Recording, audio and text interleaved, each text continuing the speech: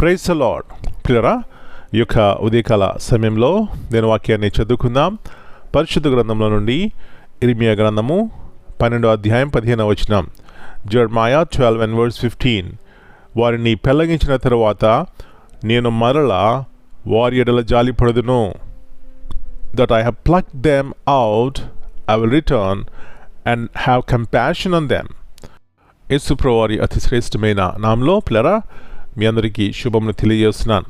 మరి యొక్క నూతన దినాన్ని దేవుడు మనకిచ్చారు. నూతన దినాన్ని ప్రారంభిస్తున్నాం.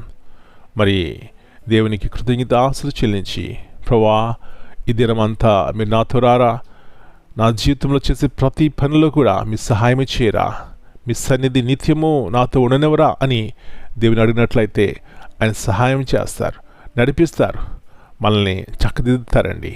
కాబట్టి ఆయన చేతిలో పడుట ఎంతో గొప్ప భాగ్యము, మంచిది. ఇక్కడ దేవుని యొక్క ఆ మంచి గుణాన్ని మనం చూస్తున్నాం. ఏమిటి అంటే ఆయన జాలిపడే దేవుడు. పిల్లరా, ఇక్కడ ఇశ్రాయేలు ప్రజలు పాపం చేసి దేవుని దూరం అయిపోయినప్పుడు వారి ఎడల ఆయన సెలవుస్తున్నటువంటి మాట, మీ పాపను బట్టి ఆ తీర్పు ఉంటుంది, అయినప్పటికీ తిరిగి వచ్చినట్లయితే నేను జాలిపడే దేవుడిని అంటున్నారు. నా ప్రియ సహోదరి, ఈ ఉదయకాల సమయంలో నా దేవుడు, నా రాజు, నా ప్రభువు ఆయన జాలిగల దేవుడు.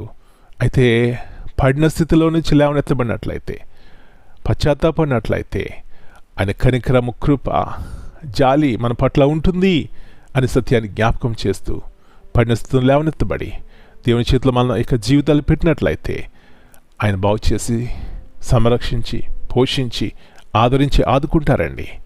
అలాంటి కృప ఉదయకాల సమయంలో మనందరికీ దేవుడు దయచేయనుగాక. ప్రార్థన చేసుకుందాం. పరలోకమందున్న మా తండ్రి, పరిశుద్ధమైన దేవా, మరి యొక్క నూతన ఉదయకాల సమయాన్ని బట్టి మీకు వందనాలు చెల్లిస్తున్నాం. మీరు ఎంత మంచి దేవుడో ప్రభువా, జాలిగల దేవుడు. అనేకమైన సార్లు మా యొక్క అవిశ్వాసాన్ని బట్టి, పాపాన్ని బట్టి, ఆయా రీతిలుగా పడిన స్థితిలో మేము మీకు దూరమైన మీలాగా జాలి, కృప మా పట్ల చూపెట్టారు. కాబట్టి ఇంకా మేము బ్రతుకున్నాం ప్రభువా.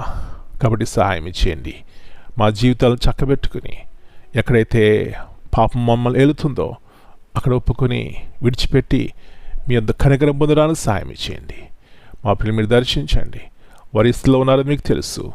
యేసు ప్రభువా, మీరు లోకంలో ఉన్నప్పుడు ప్రభువా, అనేక మంది మీ వద్దకు వచ్చినప్పుడు ఎవరిని మీరు త్రోసివేయలేదు, కానీ అందరినీ కృప చూపెట్టినారు, కనికరించినారు, జాలిపడినారు. వారి పట్ల వారిన పరిస్థితుల్లోంచి ప్రభువా లేవనెత్తినారు.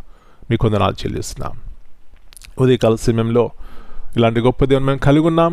కాబట్టి మీ చేతిలో పడడం మాకు గొప్ప భాగ్యము.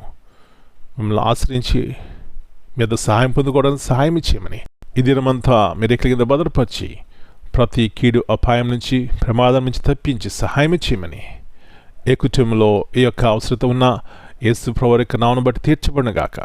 సమాధానంతో ప్రతి కుటుంబాన్ని నింపమని యేసు ప్రభువు అతి శ్రేష్టమైన బలమైన నామమును బట్టి ప్రార్థన చేస్తున్నాను తండ్రి. Amen.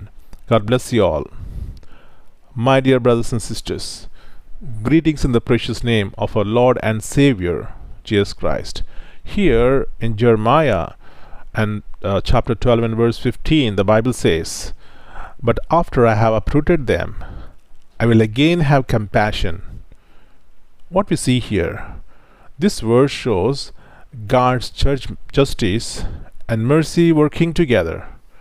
Though he allows judgment and uprooting because of sin, his final plan is not destruction but restoration. Amen.